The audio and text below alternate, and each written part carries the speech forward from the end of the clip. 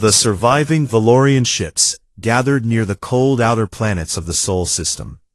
They were far from Earth now, far from those terrible weapons, but Korvax could still feel the fear crawling under his skin. He had lost 12 ships in 3 minutes. Thousands of soldiers had died without firing a single shot that mattered. He needed to understand how this had happened. He gathered his officers and demanded answers. How had primitives developed such weapons? How had they hidden them from collective sensors? How had they responded so fast? His intelligence officer was a cautious female named Sereth. She had spent the long journey to Sol studying intercepted human transmissions, radio signals, television broadcasts, something called the Internet. She had learned more about these creatures than any Valorian before her.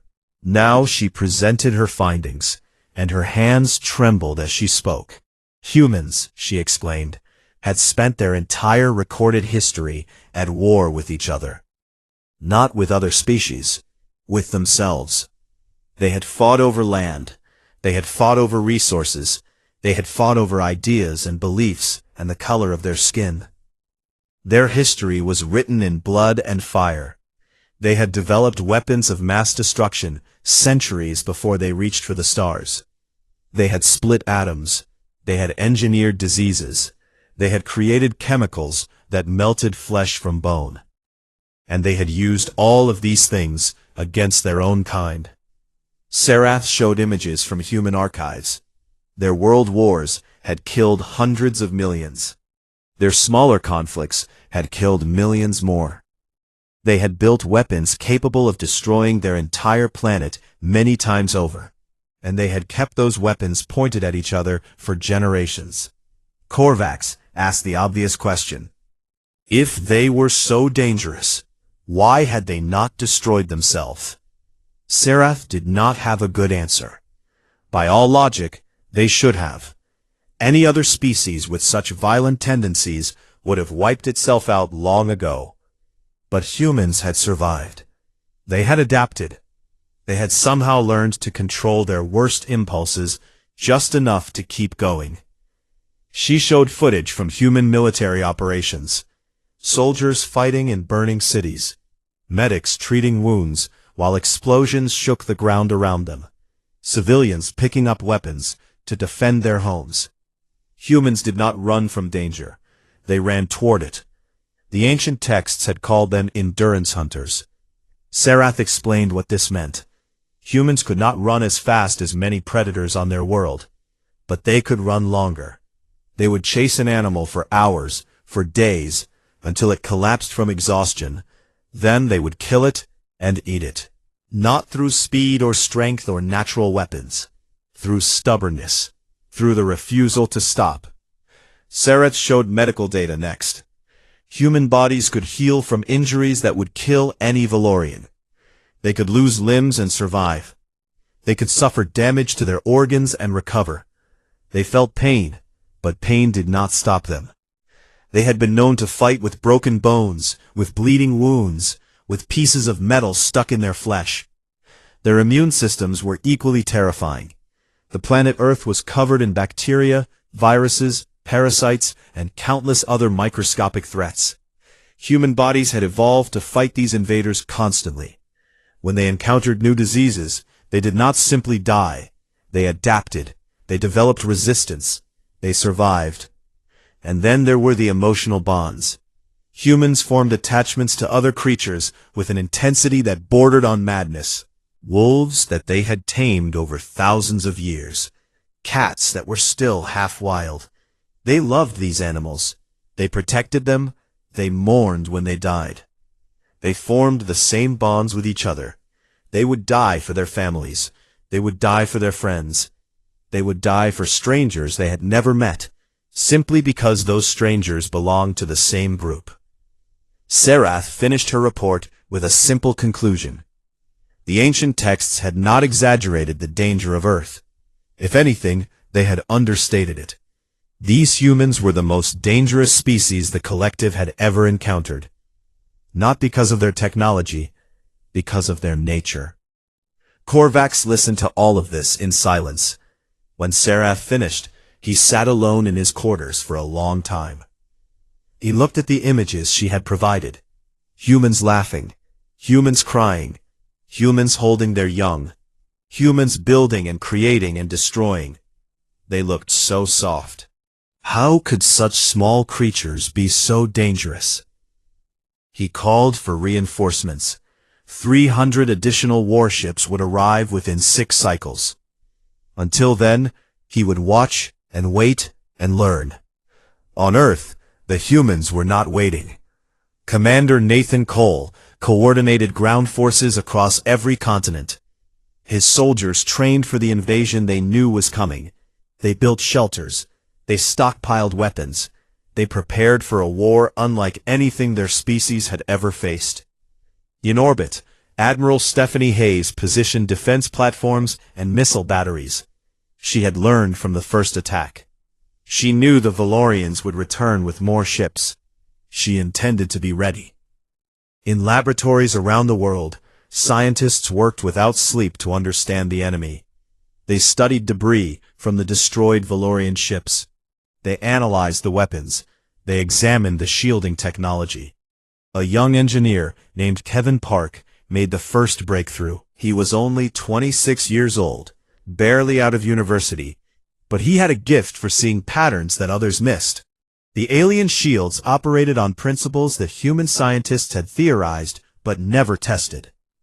Within 2 days, his team had built a working prototype. Within a week, they were manufacturing them by the thousands. This was another thing about humans that the Valorians did not understand. They learned fast. They adapted faster. Every challenge made them stronger.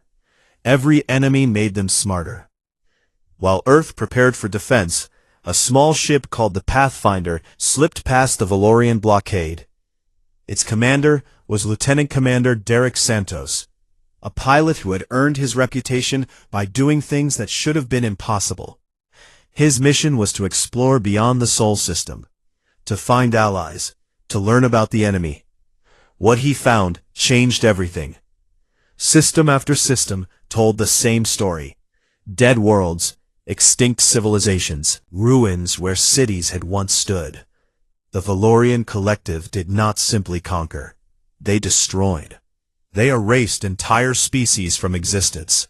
They left nothing but graves and silence. Santos recorded everything. He documented the names of the dead species. He captured images of their empty cities. He collected samples of their art and their writing and their technology. When he returned to Earth, he did not bring hope. He brought truth. The Valorians would not accept surrender. They would not show mercy. They would take everything and leave nothing behind. Humanity had 2 choices: fight and win, or die like all the others. Santos delivered his report to the Earth Defense Coalition. When he finished, Commander Cole asked him what he thought they should do. Santos did not hesitate. Show them what beasts from a death world can really do. The Valorian reinforcement fleet arrived expecting easy victory. 342 warships emerged from hyperspace near the Sol system. High Commander Zethros himself traveled with them, eager to witness the conquest and punish Korvax for his embarrassing failure. They found Earth transformed. Orbital defense stations now numbered in the hundreds. Where there had been empty space 6 weeks ago, now there were weapons platforms and sensor arrays and shield generators. Fleets of human warships patrolled the inner system. These ships were ugly things, angular and brutal, designed for one purpose only: war. Zethros stared at the display screens in disbelief. His advisors had told him that primitives could not build so fast. His engineers had calculated that it would take humans years to construct a proper defense. They had been wrong, terribly wrong. He demanded to know how the humans had done this. Human industrial capacity defied everything they understood about civilization. These creatures worked in shifts around the clock. They slept for a few hours and then returned to their labor. They pushed their bodies past limits that would kill any Valorian. They called it a war economy. They acted as though they had done this before. Zethros was not afraid. He had 342 warships. The humans had perhaps 80. Numbers would win this battle. Numbers always won. The battle for Sol began at 0347 hours Earth Standard Time. Zethros ordered his fleet into a standard conquest formation. His ships spread out in a wide arc, ready to encircle the planet and crush any resistance. This was how the Collective had won 1,000 battles. This was how they would win today. The humans did not follow the rules. Instead of meeting the Valorian fleet in open space, they scattered. Small attack craft darted between the larger ships, firing quick bursts and disappearing before the Valorians could respond. Larger vessels hid behind asteroids and moons, launching missiles and then moving to new positions. Nothing stayed in one place. Nothing fought fair. Zethros had studied military tactics for 200 years. He had never seen anything like this. These humans did not fight like a civilized species. There were no formal battle lines, no ritualized exchanges, no attempts at negotiation once the shooting started. They fought like the Death World predators they were. The first Valorian command ship fell to an attack that seemed like suicide. 3 human vessels charged directly at it, absorbing fire from dozens of weapons. 2 of them exploded. The third crashed straight into the command ship's bridge, detonating its reactor core on impact. They had done it anyway. Across the battlefield, similar scenes played out. Human crews rammed their damaged ships into Valorian vessels. Human gunners kept firing even as their own ships burned around them. Human soldiers laughed as they died, satisfied that they were taking enemies with them. The boarding actions were worse. Sergeant Maria Delgado led 12 Marines onto a Valorian cruiser. They cut through the hull with plasma torches and poured into corridors designed for beings twice their size. The ship's crew outnumbered them 50 to 1. It did not matter. Humans were smaller than Valorians. This made them faster. It made them harder to hit. It let them squeeze through spaces the aliens could not follow. Maria and her squad used every advantage. They fought with rifles until their ammunition ran dry. Then they fought with pistols. Then they fought with knives. One Marine, a young man named Carlos Rivera, killed 3 Valorians with a metal pipe he had pulled from the wall. The Valorians had never faced an enemy that enjoyed close combat. They had conquered species that fled from violence, species that surrendered at the first sign of blood. Humans were different. Humans moved toward danger. Humans smiled while fighting. Maria reached the bridge with 4 survivors from her squad. Fleet Admiral Korvax himself was there, trying to coordinate the failing battle. He turned to face the human soldiers, reaching for his weapon. Maria shot him in the leg before he could draw. Then she walked over and put restraints on his wrists. The first Valorian prisoner of war in 11,000 years. News of Korvax's capture spread through the collective fleet. Commanders who had never known fear began to panic. If Fleet Admiral Korvax could be taken, anyone could be taken. Nowhere was safe. Zethros watched his fleet crumble. 300 ships became 200. 200 became 100. 100 became 50. Human forces targeted command vessels, communications arrays, supply ships. They understood exactly where to strike. Cut the head, and the body flounders. He ordered a retreat, something no high commander had done in living memory. His surviving ships turned and fled toward the edge of the system, burning their engines at maximum power. The humans pursued. Captain Derek Santos commanded the heavy cruiser Relentless. His orders were simple. No survivors. No warnings sent home. The galaxy would learn about humanity on human terms. The chase lasted 4 days. Valorian ships tried to scatter, hoping that some would escape. Human hunters followed every one. They tracked their prey across 3 star systems, destroying them with patient, methodical precision. 47 Valorian ships escaped the Sol system. Only 12 made it back to collective space. Those 12 survivors told stories. They spoke of monsters from a death world. Beasts that did not stop, did not tire, did not show mercy. Creatures that laughed while killing. Soldiers that crashed their own ships into enemies just to bring them down. The stories spread through the collective like fire.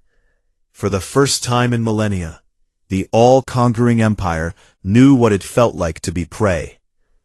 On Earth, humanity celebrated their victory, but the celebrations were short. Everyone knew this was just the beginning. The collective had 900 star systems, countless ships, trillions of soldiers. This battle was won. The war was just starting. Admiral Stephanie Hayes looked at the reports from the battle. Thousands of human soldiers had died. Dozens of ships had been lost. The cost had been high. She thought about the dead worlds that Santos had found. The extinct species. The silence where civilizations had once thrived. The cost of losing would be higher. She began planning the next phase. Defense was not enough. They needed to take the fight to the enemy. They needed allies. They needed to show the galaxy that the collective could be beaten. Humanity had spent its entire history preparing for a war like this. Every battle they had fought against each other had taught them something. Every weapon they had built had made them stronger. Every wound they had survived had made them tougher. The beasts of Earth were ready to hunt. News of the defeat traveled through the collective like poison in blood. The mighty Valorian fleet had attacked a primitive planet and lost. High Commander Zethros had retreated. Fleet Admiral Korvax had been captured. Hundreds of warships had been destroyed. For the first time in 11,000 years, the unbeatable masters had been beaten. On worlds across the Empire, enslaved species heard the news and began to whisper. The Valorians were not gods. They could bleed. They could lose. Maybe, just maybe, resistance was possible. Rebellions erupted on 17 worlds within the first cycle. On the factory planet of Kethra, insectoid workers who had served the collective for 800 years stopped working. They broke their tools. They killed their overseers. They barricaded themselves inside the manufacturing complexes and refused to come out. On the mining world of Morvath, gray-skinned laborers sabotaged the drilling equipment. Without their work, the collective supply of rare metals would slow to nothing. On a dozen other worlds, similar scenes played out. Slaves remembered that they had once been free. They looked at their chains and wondered why they had worn them so long. Zethros returned to the capital world of Velor Prime in disgrace. The Supreme Council summoned him to explain his failure. They sat in their ancient chamber, 12 of the oldest and most powerful Valorians, and they demanded to know how primitives had humiliated their empire. He had no answers that satisfied them. The council debated what to do. Some wanted total mobilization. Every ship, every soldier, every resource focused on destroying the human threat. Others argued for negotiation. Perhaps a treaty could contain the damage. Perhaps the humans would accept limits in exchange for peace. A small faction suggested something that had never been spoken aloud in Valorian history. Abandon the spiral arm. Let the humans have it. Save what remained of the empire. This suggestion was rejected with disgust. The collective did not retreat. The collective did not surrender. The collective conquered. While the council argued, humanity acted. Admiral Stephanie Hayes commanded the first expeditionary fleet. 50 warships built in the 6 months since first contact. They were not the largest vessels. They were not the most powerful. But they were enough. Their mission was not conquest. Humans had no interest in becoming the new collective. Their mission was liberation. Every world the Valorians had enslaved represented a potential ally. Every species they had oppressed might join the fight. The Kethrani were first. Their world had been taken 800 years ago. Generations had lived and died in slavery. Freedom was a word their children no longer understood. When human marines descended from the sky and destroyed the Valorian garrison, the Kethrani did not know how to react. They gathered in the streets of their hive cities and watched the strange, soft-skinned creatures walk among them. They waited for the new masters to reveal their demands. Lieutenant Amanda Price served as the diplomatic liaison. She was small, even by human standards, with dark hair and a gentle voice. She did not look like a warrior. She looked like someone's daughter. She learned the Kethrani language in 3 weeks. She studied their customs. She read their ancient histories. When she spoke to their leaders, she did not speak as a conqueror. She spoke as a friend. She told them about Earth, about humanity's own history of slavery and oppression, about the long struggles for freedom that had defined their species, about the blood that had been spilled so that all humans could be equal. She promised that humans would never rule them. Earth did not want subjects.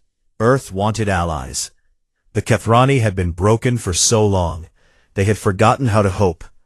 But something in Amanda's words reached them. Something in the way she treated them as equals, not as conquered beings, reminded them of who they had once been. They joined the war. The Morvathi followed. Their world was cold and dark. Their bodies adapted for conditions that would kill a human in minutes. The collective had forced them to mine deep beneath the surface, extracting minerals that powered Valorian ships. When the human fleet arrived, the Morvathi expected another form of slavery.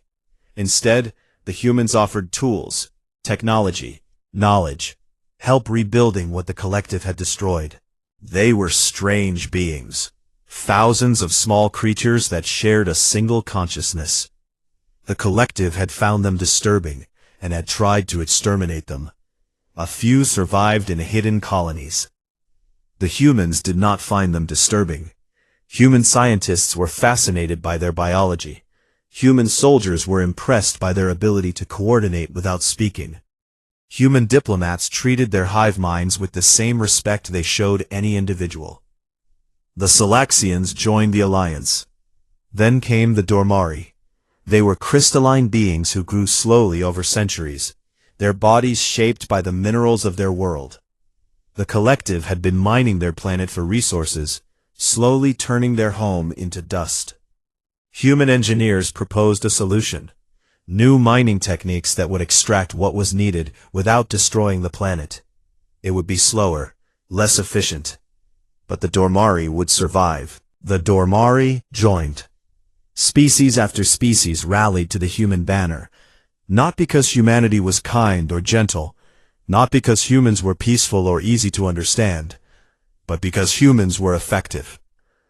These strange, terrifying creatures from the Death World actually won. Zethros watched his empire fracture. Rebellions spread to 40 worlds, then 60, then 100. Supply lines collapsed. Loyal worlds began fortifying their defenses instead of sending ships to fight. The collective was bleeding from 1,000 cuts. He made a desperate decision. If the collective could not defeat humanity in open battle, they would strike at the source.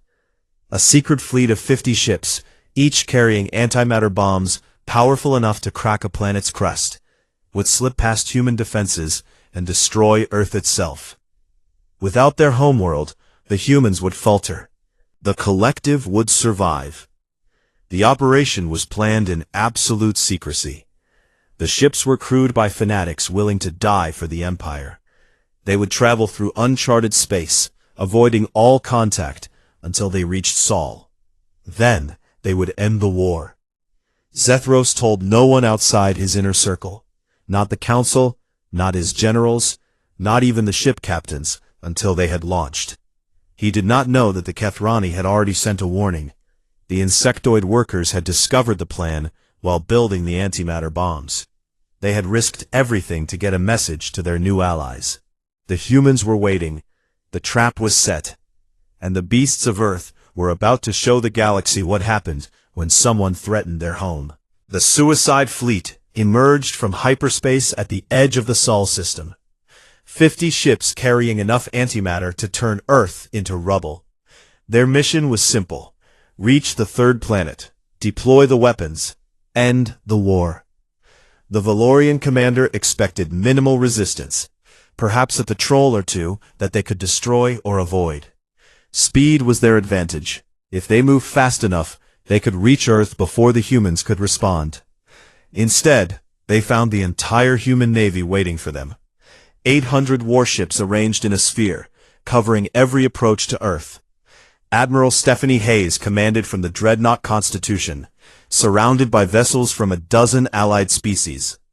Kethrani attack craft darted between the larger ships. Morvathi cruisers held the flanks. Salaxian scout vessels watched every shadow. The trap was absolute. There was nowhere to run. The Valorian commander understood what this meant. Someone had betrayed the plan.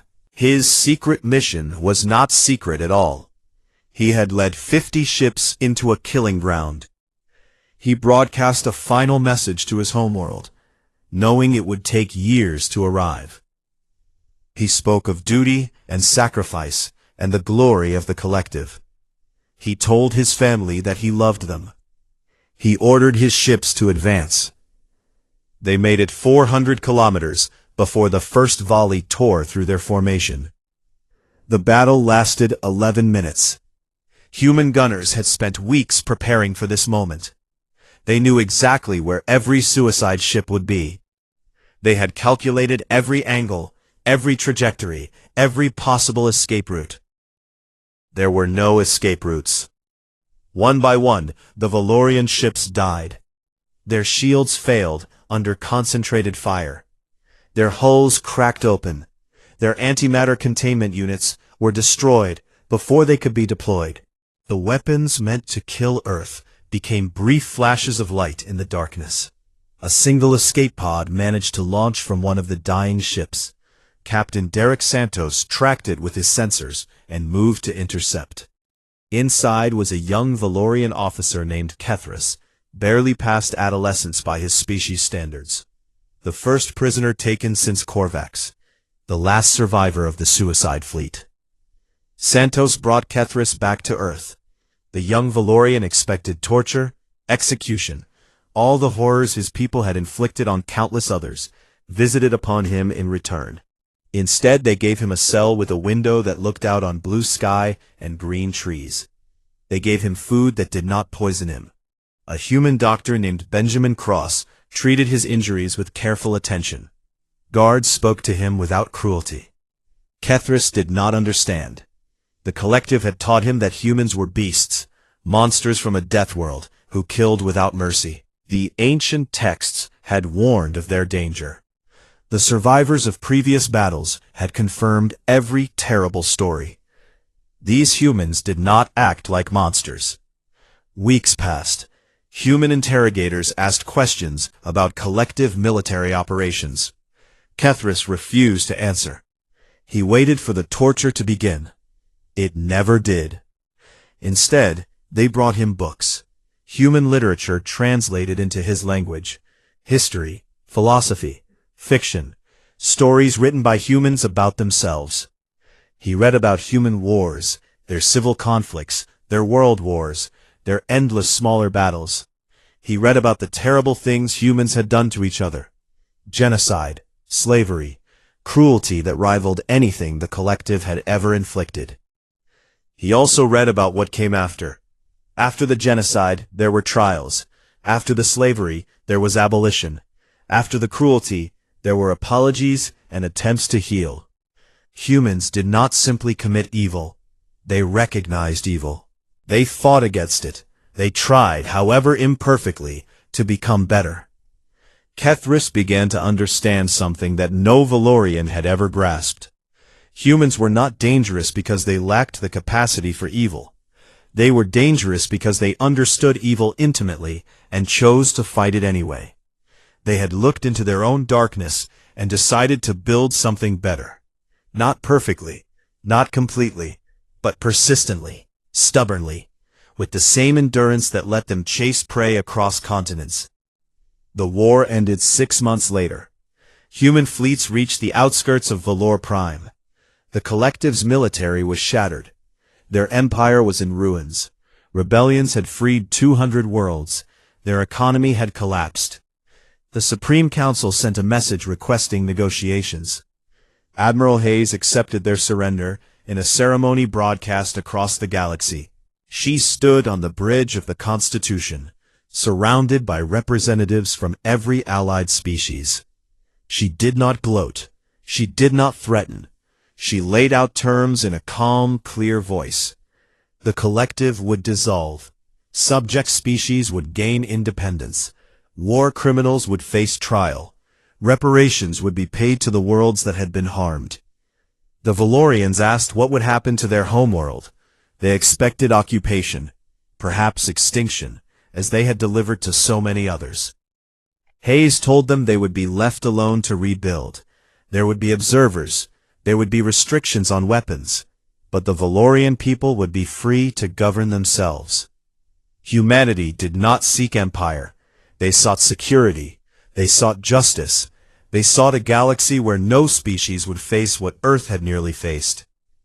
Kethris was released as part of the peace agreement. Before he left, he asked to speak with Dr. Cross one final time. He wanted to understand why the humans had treated him with kindness when they had every reason to treat him with cruelty. Cross thought for a moment before answering. "We have been monsters," he said, "many times in our history. We know what it looks like when cruelty becomes normal. We know how easy it is to stop seeing enemies as people. We fought very hard to learn better.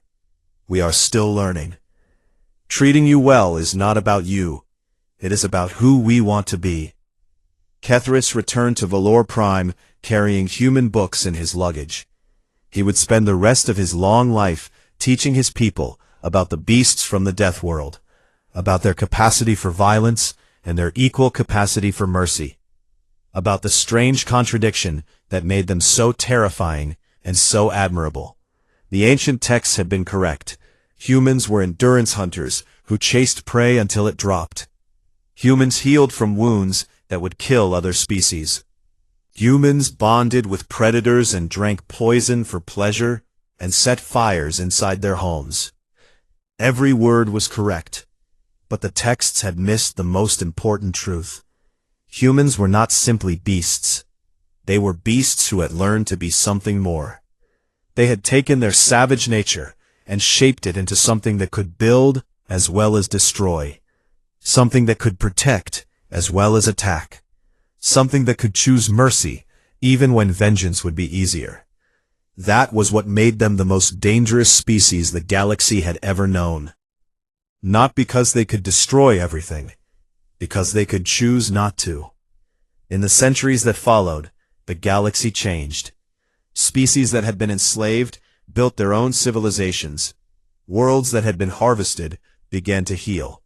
The silence left by the Collective slowly filled with new voices, new cultures, new possibilities. And at the center of it all were the humans, still stubborn, still capable of terrible violence when pushed, but also capable of reaching out a hand to former enemies, also capable of building alliances based on respect rather than fear, also capable of looking at a wounded young Valorian and seeing not an enemy to be destroyed, but a person to be understood. The tales the elders told were true, every word, and the galaxy was better for it. The Valorian Collective had ruled the spiral arm of the galaxy for 11,000 years. Their empire stretched across 900 star systems. They had conquered dozens of species and enslaved billions of creatures. No one had ever defeated them. No one had ever come close. When their long-range sensors detected strange signals coming from a small blue planet near a yellow star, High Commander Zethros barely paid attention. The signals were primitive radio waves, the kind that young civilizations produced before they learned better technologies. He dismissed them as noise and continued planning his next conquest. But the elders of the collective remembered something. Deep in their ancient texts, stored in crystal archives older than their current empire, there were warnings about this region of space. There were stories about a world called Earth. The texts called it a death world, a planet where everything wanted to kill everything else. The gravity was crushing. The atmosphere was filled with a gas called oxygen that burned and corroded. Predators roamed every piece of land. Diseases mutated constantly. The weather shifted from burning heat to freezing cold within the same region. And the creatures that evolved there were monsters. The ancient texts described beings that hunted by chasing their prey for days without stopping. Their bodies could heal from wounds that would kill any sensible species. They bonded with dangerous predators and kept them as companions. They ate poisons for pleasure and drank fermented liquids that damaged their own brains. They set fires inside their own living spaces and sat beside them for comfort. The elders brought these warnings to Zethros. They begged him to leave the blue planet alone. Some threats were not worth poking. Zethros laughed at them. He had conquered species that breathed methane. He had destroyed civilizations that lived in the hearts of stars. These stories about Earth were clearly exaggerations. Fairy tales meant to frighten children. No species could survive such horrible conditions and still develop technology. He ordered a harvester fleet to the Sol system. 40 warships under the command of Fleet Admiral Korvax. Their mission was simple: subdue the primitives, take their resources, add another trophy to the collective's endless collection of victories. The fleet traveled for 3 weeks through the darkness between stars. When they emerged near the third planet from the yellow sun, Korvax looked down at the world below with satisfaction. City lights glittered across the dark side of the planet. Billions of inhabitants lived there, completely unaware of what hovered above them. Korvax activated his communication systems and broadcast the standard surrender demand. His translators converted the message into every frequency and format they could manage. The message was simple: surrender immediately. Resistance means death. Your world now belongs to the Valorian collective. He expected panic. He expected chaos. He expected the tiny creatures below to run and scream and beg for mercy. That was how it always happened. That was how it had happened hundreds of times before. Instead, a single transmission came back from the surface. A human woman spoke into the void. Her voice was calm and steady. Her name was Captain Lisa Morgan of the Earth Defense Coalition. She did not sound afraid. She did not sound surprised. She sounded like someone who had been expecting this call. She told the Valorian fleet to leave. She gave them 24 hours to turn their ships around and go back to wherever they came from. She told them exactly what would happen if they stayed. Korvax found this amusing. He showed the recording to his officers, and they all shared a moment of laughter. This tiny creature, this primitive mammal from a backwater planet, was threatening the most powerful military force in the galaxy. The arrogance was almost admirable. He decided to teach them a lesson. He ordered a demonstration strike on a coastal population center. One city destroyed would show them the price of defiance. Then they would surrender like all the others. The missiles launched from 3 different warships. They streaked toward the planet below, carrying enough explosive power to turn millions of lives into ash and memory. Korvax watched them fall on his display screen. He waited for the flash of destruction. The missiles vanished. One moment they were there. The next moment they were gone, swallowed by defensive systems that the Valorians had not detected, systems that should not have existed, systems that a primitive civilization could not possibly possess. Korvax did not have time to process this impossibility. 3 seconds after the missiles disappeared, the planet below came alive with fire. Weapons erupted from hidden locations across every continent. Kinetic rounds screamed upward at speeds that defied physics. Nuclear warheads rode columns of flame toward the fleet. Energy beams cut through the darkness with surgical precision. Other weapons, things that Korvax could not identify or understand, joined the barrage. 12 harvester ships died in the first 3 minutes. They did not retreat. They did not have time. The weapons tore through their shields as if they were paper. Explosions ripped through hulls that had survived 100 battles. Thousands of Valorian soldiers became frozen corpses drifting in the void. Korvax screamed orders at his remaining crews. Fall back. Regroup. Get out of range. His surviving 28 ships scattered in every direction, desperate to escape the storm of death that poured from the planet below. When the firing stopped, Captain Lisa Morgan's voice returned to the communication channel. Her tone had not changed. She still sounded calm. She still sounded patient. She repeated her warning as if nothing special had happened. The Valorians now had 24 hours to leave the Sol system. The clock had reset. Korvax sat in his command chair and stared at the display showing his shattered fleet. 12 ships gone, thousands of soldiers dead, defeated by primitives who should have been easy prey. For the first time in his 200-year military career, Korvax felt something new, something he had only read about in the psychological profiles of conquered species, something that the Valorian collective had inflicted on countless others, but had never experienced themselves. Fear. He ordered his remaining ships to retreat to the outer edges of the star system. They needed to regroup. They needed reinforcements. They needed to understand what they were dealing with. Far away on Valor Prime, High Commander Zethros received the report of the failed attack. He read it 3 times, certain there was some mistake. This was impossible. This did not happen. The collective did not lose battles to primitives. The elders came to him again. They did not say the words, but he could see the message in their ancient eyes. We warned you. Zethros ignored them. He began preparing the largest military response in collective history. These humans would learn their place. They would bow like all the others. They would break like all the others. He was wrong. The beasts of Earth were just getting started.